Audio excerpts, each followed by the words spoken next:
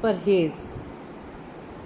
زارا کو کھانے پینے کا بہت شوق تھا۔ اسے جو کچھ بھی کھانے کو دیا جاتا وہ خوشی سے کھا لیتی، لیکن اس کا بھائی عادل کھانے میں بہت نخرے کرتا تھا۔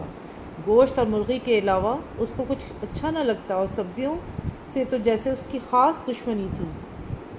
دادی اسے بہت سمجھاتیں، دیکھو بیٹا، یہ سبزیاں اللہ تعالیٰ سے شکایت کریں گی کہ عادل نے ہمیں نہیں کھایا۔ امی بھی اسے سمجھاتیں۔ کچھ دن تو اس پر اثر رہتا اور بے دلی سے وہ سبزی کھا لیتا، لیکن بیگن سے اس کی دوستی کبھی نہ ہو سکی۔ جب بھی امی بیگن پکاتی، عادل کے پیٹ میں اچانک درد شروع ہو جاتا یا پھر اس کی بھوک ہی ختم ہو جاتی۔ ایک اتوار کو عادل کے والدین کو ضروری کام سے کہیں جانا تھا۔ انہوں نے بچوں کو علی کے گھر چھوڑ کر جانے کا فیصلہ کیا۔ دونوں بہن بھائی خوشی خوشی تیار ہو کر علی اور ندا کے گھر پہنچے۔ علی نے پڑوس کے چند اور دوستوں کو بھی بلا لیا۔ سب لڑکے کرکٹ کھیلنے لگے۔ زارا ندا کے ساتھ اس کے کمرے میں چلی گئی۔ کھانے کا وقت ہوا تو پڑوس کے بچے اپنے گھروں کو واپس چلے گئے۔ بچے نہ صرف تھک چکے تھے بلکہ ان کی بھوک بھی خوب چمک چکی تھی۔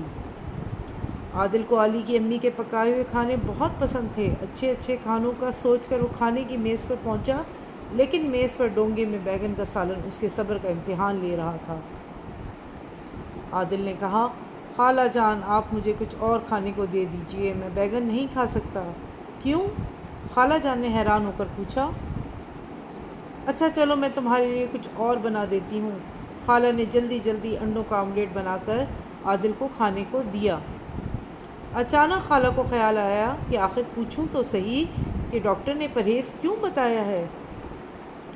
زارا نے سر جھکا کر مسکرانا شروع کر دیا اور عادل نے نہ صرف چٹکی کاٹی بلکہ گھور کر بھی دیکھا۔ اس نے بہت سوچ کر خالہ کو بتایا، خالہ جان، بیگن کھانے سے مجھے ملیریا ہو جاتا ہے۔ خالہ بولی، اچھا؟ اور سب ہنس پڑے۔ زارا کی زوردار ہنسی میں عادل کی شرمندہ ہنسی بھی شامل تھی۔